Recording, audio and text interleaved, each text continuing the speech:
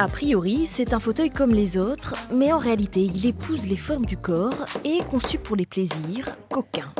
On a cherché quelque chose qui ait un toucher très très doux avec la peau, que ça ressemble le plus possible avec la peau, qu'il n'y ait pas de grain, qu'il n'y ait pas d'aspérité. Tous les tissus n'ont pas la même qualité et celui-là c'est vraiment un tissu robuste. Donc en fait il peut résister à la perforation, il est ininflammable. Tout est parti d'un simple hasard pour cet ébéniste. J'étais partie pour me faire un fauteuil, je voulais une méridienne, un peu design, donc en fait je suis allée sur Google chercher méridienne design. Très vite, Nathalie Herriot tombe sur ce modèle de méridienne coquine venu des États-Unis. Il l'amuse et lui permet d'allier le savoir-faire de sa mère, tapissière, et ses talents d'ébéniste. Le bon filon est trouvé, de quoi mettre un coup de fouet à son activité. C'est un second débouché en fait avec une régularité de commande qui permet de stabiliser à long terme, à très long terme cette entreprise. Oui.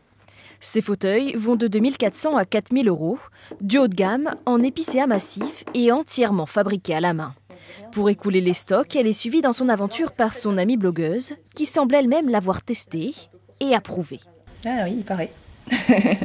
Chut.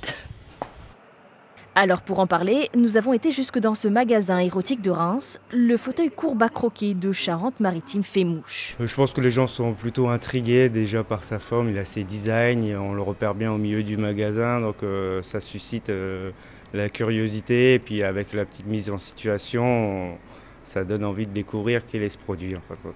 Les courbes de ces méridiennes vont-elles affoler le marché du mobilier érotique? Nathalie Herriot est invitée à plusieurs salons. Elle espère bien que des clients succomberont à la tentation.